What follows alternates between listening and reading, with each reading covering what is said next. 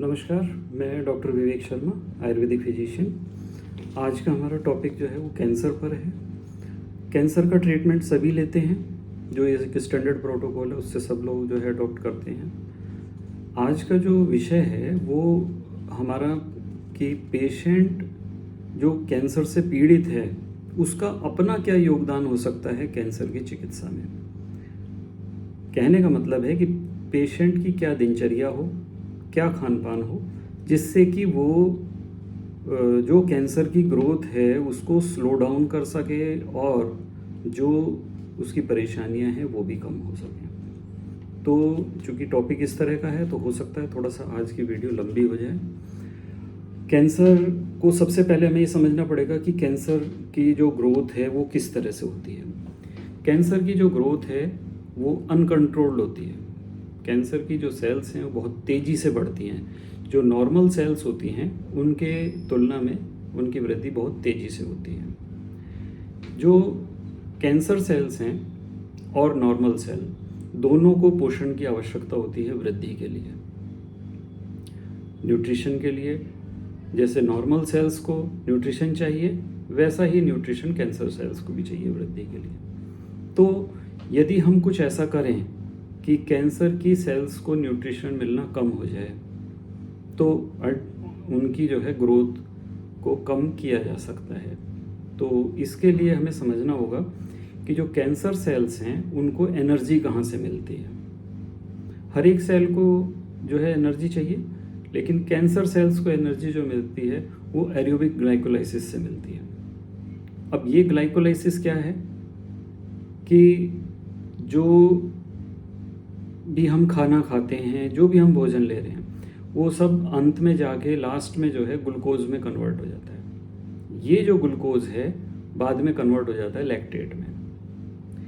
तो इस लैक्टेट में जो फर्मेंटेशन की एक प्रोसेस होता है वो इसके अंदर स्टार्ट हो जाता है, और उस फर्मेंटेशन के कारण, फर्मेंटेशन मतलब सड़ना समझिए कि वो जो है सड़ना शुरू हो जाता है। पहले जो भी हमने खाया वो ग्लूकोज में कन्वर्ट हुआ, ग्लूकोज से वो कन्वर्ट हुआ लैक्टेट में, और लैक्टेट जो है फिर वो कुछ समय बाद सड़ना शुरू हो जाता है, उसमें फर्मेंटेशन शुरू हो जाती है। ये फर्मेंटेशन ही कैंसर सेल्स को न्यूट्रिशन देता है या कैंसर सेल्स का भोजन है, जिसे पाके वो अनकंट्रोल्ड ग्रोथ करती हैं। नॉर्मल सेल कंट्रोल्ड ग्रोथ होती है उनका एक फिक्स है बढ़ने का, लेकिन कैंसर सेल्स जो है वो बहुत तेज़ी से मल्टीप्लाई होती हैं। तो चूँकि उनकी ग्रोथ अनकंट्रोल्ड है इसलिए उनको न्यूट्रिशन भी ज़्यादा चाहिए, उन्हें ज़्यादा मात्रा में ग्लूकोज चाहिए। तो यदि हम अपने लाइफ से शुगर को आउट करें हर एक फॉर्म में, चीनी, गुड़, शक्कर, किसी भी रूप में जो शुगर है उसको हम यदि लेना बंद कर देते हैं तो काफ़ी हद तक जो है हमारे अंदर जो ग्लूकोज की मात्रा है वो कम हो जाएगी।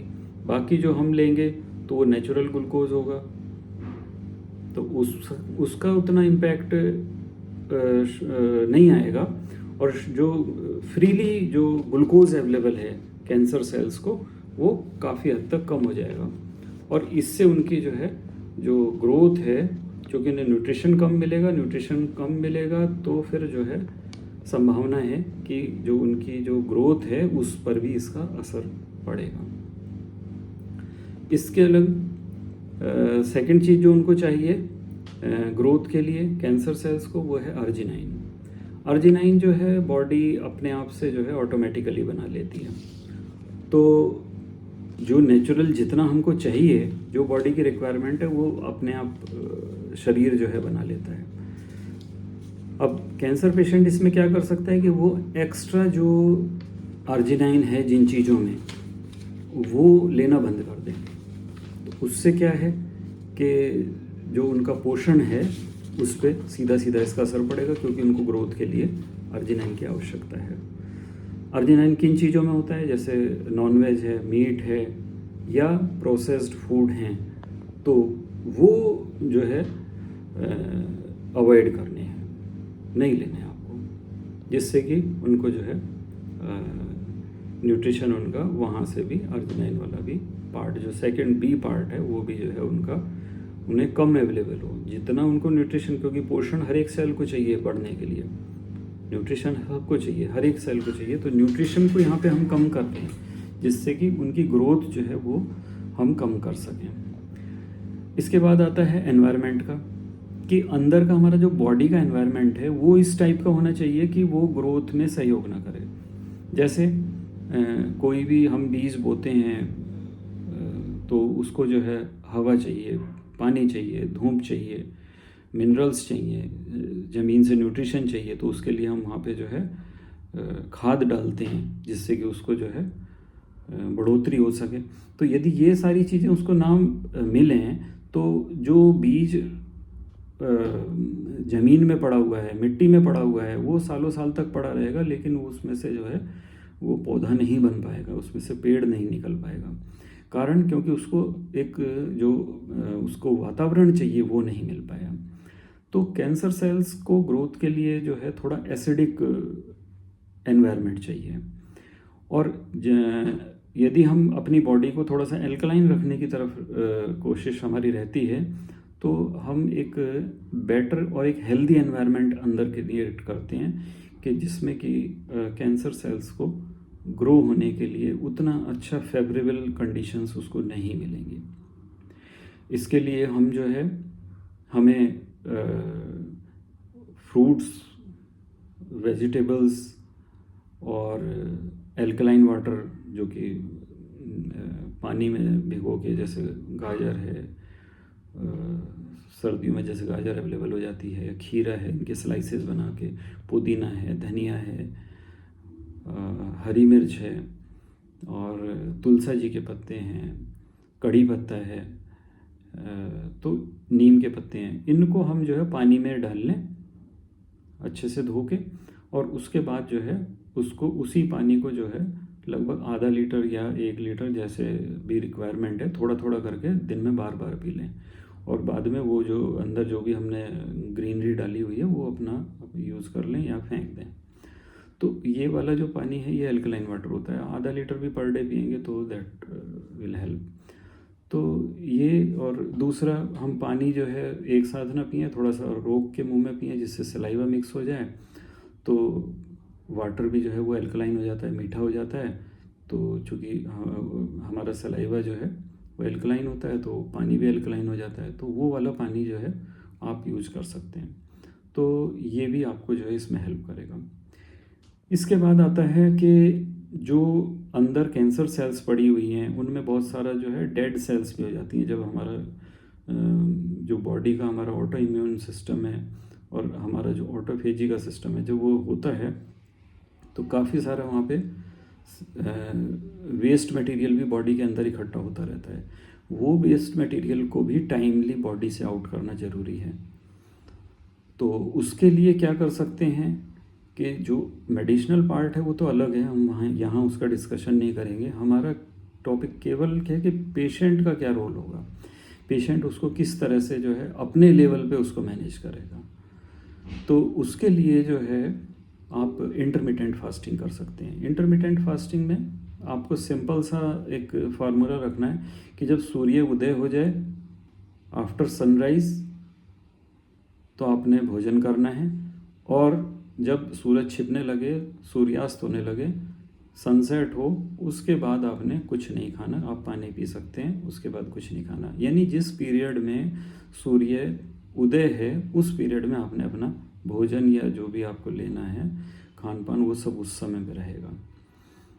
ये फार्मूला सर्दियों के लिए एप्लीकेबल नहीं है। जब मान लिया 2-3 दिन जैसे सूरज नहीं निकल रहा, तो ऐसा नहीं है कि उस समय बिल्कुल खाली पेट रहना है। वो तो जो एक, क्योंकि सूर्य उदय तो हो ही रहा है, वो हमें दिखाई नहीं दे रहा, एक अलग बात है।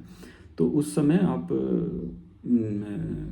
नेट पे चेक कर सकते हैं, या जो न्यूज़पेपर वगैरह उनमें सूर्योदय और सूर्यास्त का समय जो है वो आपका वहाँ से आपको पता लग जाएगा। और नहीं तो मोटा मोटा आप हिसाब रखिए कि भाई आपको यह 8 साढ़े 8 बजे के बाद मैंने खाना है, और शाम को 5 बजे के बाद कुछ नहीं खाना। तो वो भी जो है एक अच्छा तरीका है। इसके बाद हमारा जो नेक्स्ट जो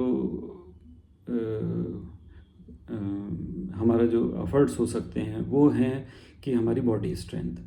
तो बॉडी स्ट्रेंथ को बनाए रखना बहुत ज़्यादा ज़रूरी है। उसके लिए एक एक्टिव लाइफ होनी चाहिए और आपका जो डेली रूटीन होना चाहिए कि मैंने जो है प्राणायाम डेली करना है, मैंने एक्सरसाइज डेली करनी है, योगा डेली करना है, या जो भी आप एक्सरसाइज दूसरी करते हैं वो एक आपका रूटीन होना चाहिए कि डेली वो करनी है।